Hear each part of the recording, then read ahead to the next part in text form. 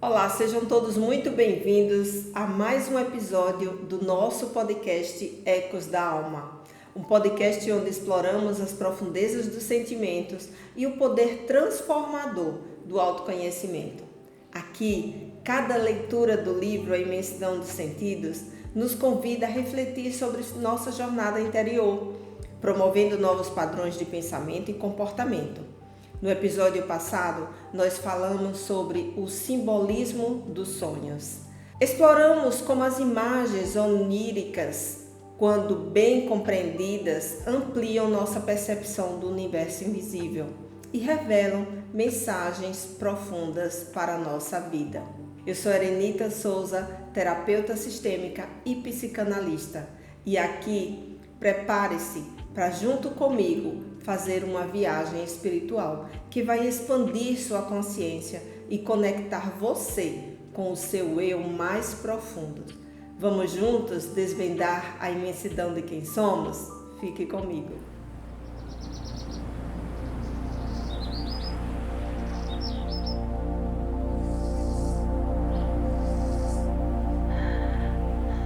No episódio de hoje, nós vamos falar sobre honestidade emocional.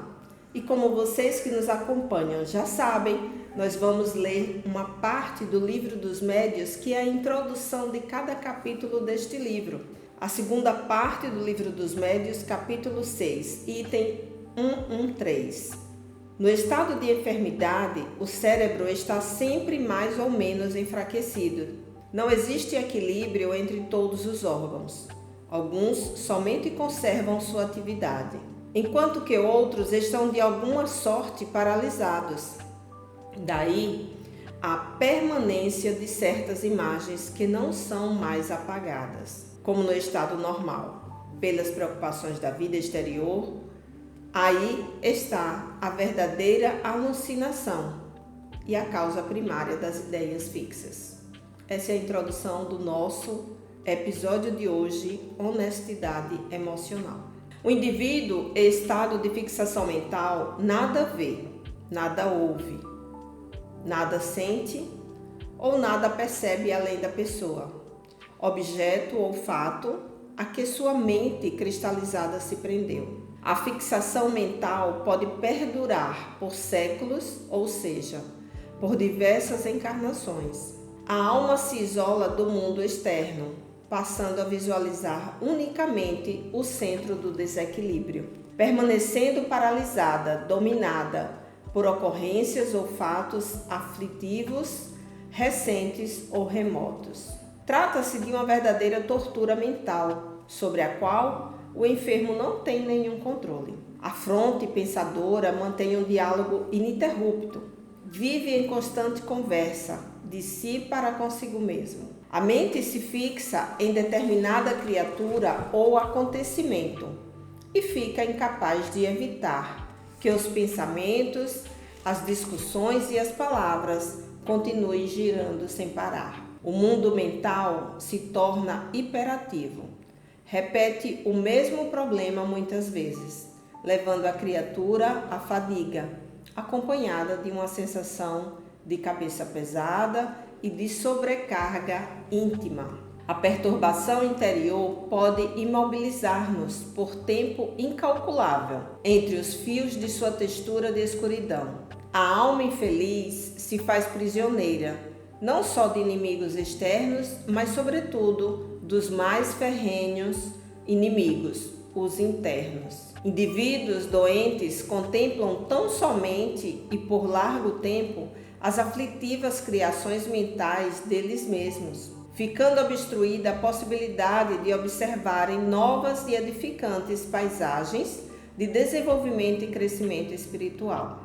São processos de monoideísmo, verdadeiros estados mentais alucinatórios, em que vivem isolados em circuitos fechados. São aprisionados nos próprios painéis íntimos e justapostos às criaturas afins, desencarnadas ou não, coagulando ou materializando imagens repetidas por associação individual e espontânea, reservados, insociáveis, carrancudos, tímidos, envergonhados, supersensíveis e desprovidos de humor. Eis as características mais frequentes desses indivíduos. Na mansão do pensamento, o raciocínio emite as ordens, mas é o sentimento que guia. A pessoa que não consegue aproximar-se dos outros e expressar suas emoções cria uma aversão à afetividade, reduz cada vez mais sua capacidade amorosa, tornando-se indiferente e apática. As criaturas desenvolvem um mecanismo de distância, isto é, cultivam um isolamento alucinatório, vivem numa espécie de desonestidade emocional, criando um afastamento não apenas do mundo, mas também de si mesma. E até aqui, todas essas palavras que o livro nos traz, este livro, A Imensidão dos Sentidos, de Francisco do Espírito Santo Neto, ditado pelo Espírito Hamed, ele nos mostra as características de pessoas, como ele cita aqui, pessoas reservadas, insociáveis, carrancudas, tímidas, envergonhadas, supersensíveis. São pessoas que vivem nesse isolamento social, de certa forma, e vivem no seu próprio diálogo interno. Então, aquelas pessoas que têm dificuldade de socializar, é muito mais propício estar dentro desse contexto que esse episódio nos conta, que fala sobre a honestidade emocional. E aí a importância da gente se conhecer, de a gente trabalhar essa performance, essa desenvoltura interpessoal, para que a gente possa socializar mais e tenha um autocontrole dessa condição da inteligência emocional. E cada vez mais que você trabalhar e desenvolver a sua inteligência emocional, você vai estar sendo honesto com você mesmo, com o seu ser. Ele abre uma aspa aqui para citar: a permanência de certas imagens que não são mais apagadas, como no estado normal, pelas preocupações da vida exterior, e a verdadeira alucinação e a causa primeira das ideias fixas, fecha aspas, podem estar potencialmente ligadas ao fato de não expressarmos nossos sentimentos e emoções. É o que eu acabei de falar. Pessoas que têm dificuldade de relacionamento pessoal, ou, como ele também citou, pessoas que estão doentes, pessoas que estão nos hospitais, sem socializar com outras, elas têm a tendência de enfraquecer essa honestidade emocional. E enquanto eu li aqui, me veio a reflexão dessas pessoas que estão nos hospitais em estado de coma, ou não consegue abrir os olhos, não consegue se comunicar, mas que aquelas externas que chegam para fazer visita, ou até os próprios familiares, conversem, que dialoguem, conte o que está acontecendo lá fora, mas trazendo sempre informações positivas, Traga notícias, porque o inconsciente daquele enfermo, ele está sendo trabalhado. E é importante fortalecer, é importante trazer informações para que ele não paralise e fique apenas com a informação que ele consegue obter. Então vamos continuar aqui a leitura. Criamos um bloqueio mental e ou emocional, separando o nosso horizonte contextual e o nosso conteúdo sentimental, o que resulta na perda do verdadeiro significado de nosso mundo afetivo. Estar com medo ou negar o que sentimos pode nos levar a uma situação que provoca alucinação. É quando a pessoa cria, A criatura não consegue resolver-se por ignorar suas reações emocionais, nem mexer-se porque se autodistrai, criando uma ideia fixa que a mantém imobilizada ou paralisada intimamente. Isso é muito profundo, Isso é muito profundo. Eu lembro que quando criança, que eu acordava e via, aquele quarto escuro, a minha mente criava imagens e ali eu enrijecia, eu paralisava.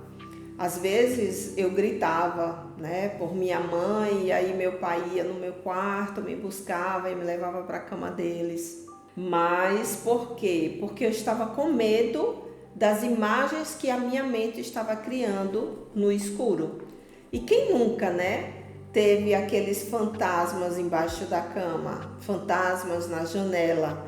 Então, isso é a nossa mente que constrói essas imagens por conta desse medo, né? Por conta de se sentir só, por conta, no meu caso, do medo do escuro. Então, é importante a gente observar tudo isso, quem tem criança, observar suas crianças, para que possa compreender o que é que aquelas emoções estão acontecendo dentro daquele ser humano. Aprender a identificar o que estamos sentindo é um desafio que podemos dominar, mas não nos tornamos especialistas da noite para o dia. Ignorar as sensações não faz com que os sentimentos desapareçam. Muito sério isso. Como é importante você se perceber, e aí quem está nos acompanhando e assistiu os demais capítulos desse livro, através dos nossos episódios, pode acompanhar e compreender o que o livro está nos trazendo agora, né?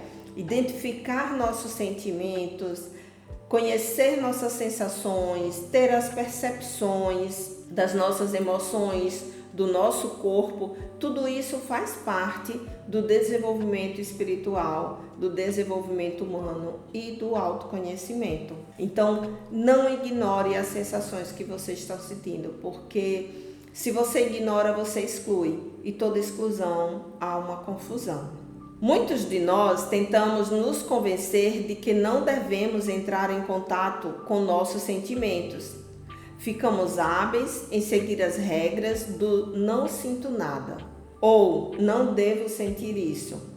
De todas as proibições que tivemos, essas talvez sejam as regras mais duradouras e persistentes em nosso mecanismo mental. Eu costumo dizer que para você passar por um processo terapêutico, você tem que olhar para sua criança e abraçá-la, cuidar dela, né? Ser autorresponsável por ela, para que o seu adulto possa caminhar com mais leveza e tranquilidade. Porque enquanto a sua criança interior ela está aprisionada em todos os episódios de traumas, de proibições que viveu na infância, consequentemente, ela não vai facilitar o seu eu adulto caminhar, progredir, se comunicar, se relacionar com outras pessoas. Por isso a importância de buscar ajuda. Tem pessoas que não lembram da sua infância e tem pessoas que não faz questão de lembrar. E aí entra naquela questão de querer esconder ou que desapareça os sentimentos. E não tem como desaparecer, está dentro de você. Agora tem como você olhar com respeito e ressignificar. Aí é diferente de exclusão, tá? Precisamos deixar um espaço para trabalhar nossos sentimentos e emoções. Somos seres humanos, não marionetes. Perfeito. Quem somos, como amadurecemos, como vivemos e como crescemos. Tudo está intimamente interligado com nossa área emocional, uma parte preciosa de nós mesmos. Realmente temos sentimentos, às vezes difíceis e problemáticos, outras vezes explosivos, que precisam ser reelaborados ou transformados. Não precisamos reprimi-los rigidamente, nem permitir que eles nos controlem ou nos imponham atos e atitudes. Lembremos-nos de que apenas podemos nos redimir até onde conseguimos nos perceber, até onde nos permitimos sentir. E aí a importância de buscar ajuda terapêutica. Porque muitas das vezes é necessário você sentir aquela emoção, mas sozinho você não vai para lugar nenhum. Você tem medo, você bloqueia, você paralisa, congela, porque você não se sente seguro de trabalhar essa questão sozinha. E o terapeuta bem preparado, ele vai lhe ajudar, ele vai lhe acolher e ele vai ajudar você a passar por essa ponte que se chama medo, tá? Como nos reformar? se evitamos constantemente nossas sensações? Muitos de nós ficamos longo tempo ligados na negação. A negação é considerada um mecanismo de defesa que nos protege até que possamos ficar equipados para lidar com os fatos da vida, dentro e fora de nós. Mas não devemos passar muito tempo negando a realidade. Eu conheço várias pessoas que sentem as coisas e vão buscar ajuda médica. Não está errado em buscar ajuda médica. Mas quando você fica cavando, doenças para justificar aquilo que é emocional, mas que a sua mente, razão, ela funciona com mais precisão, ela vai querer sempre a medicação que vai ser a resposta daquilo que você quer ter. Por quê? Porque a sua criança, ela tem medo de sentir novamente aquelas emoções que você já sentiu lá na sua infância. Sendo que como adulto, são emoções diferentes. Porque você já tem uma autoconsciência, uma autorresponsabilidade. E principalmente quando você busca ajuda de um profissional qualificado para isso. A alucinação ou a ideia fixa, tanto consciente quanto inconsciente, limita a nossa liberdade de ação nas atividades mediúnicas, como também nos diversos setores da vida. Toda ilusão deixa a criatura obcecada e não admitir o que sente é uma forma de autoilusão. Para não ficarmos enredados nas malhas da fixação mental, precisamos entrar em contato com o chão da realidade. A cura definitiva para esse tipo de mal é aprimorar nossos sentimentos e abrandar nosso coração, identificando com atenção as reações interiores e transformando-as para melhor. A vida maior não tenta distanciar o homem da natureza, mas facilitar sua conexão com ela. Portanto, mais cedo ou mais tarde, o homem terá de voltar à naturalidade da vida, destruindo gradativamente os excessos do formalismo social e religioso e os exageros do artificialismo, das convenções que contrariam as leis naturais e, por consequência, geram conflitos ilusórios e perturbação íntima. A edificação da paz no reino interior se estabelece em nós definitivamente quando começamos a cultivar a honestidade emocional em todas as nossas relações com nós mesmos ou com os outros. E este capítulo do livro, ele vem justamente nos mostrar o quanto precisamos sermos honestos com as nossas emoções.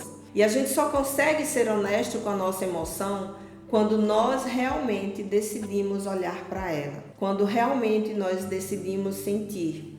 Então, meditação é importante você fazer, tirar 5, 10 minutos todos os dias para que você feche seus olhos e se permita sentir as suas emoções, se permita analisar os pensamentos que estão te levando a sentir essas emoções. E você acaba de ouvir o nosso podcast Ecos da Alma, um convite à transformação espiritual e cognitiva. Esperamos que essa reflexão tenha inspirado sua jornada de autodescoberta. Deixe aqui também seu comentário sobre o aprendizado deste episódio, pois queremos saber como o nosso trabalho está impactando a vida de cada ouvinte. Continue sua jornada de autoconhecimento e espiritualidade conosco. Nos próximos episódios nós estaremos juntinhos aqui falando mais sobre a imensidão dos sentidos. Lembre-se, a verdadeira transformação começa dentro de você. Além de comentar e curtir, compartilhe com outras pessoas para que possamos fortalecer esse trabalho tão rico que se chama a Corrente do Bem, ajudando mais pessoas em sua busca pela autotransformação. Fique conectado para mais episódios e até o próximo encontro. Que Jesus esteja conosco.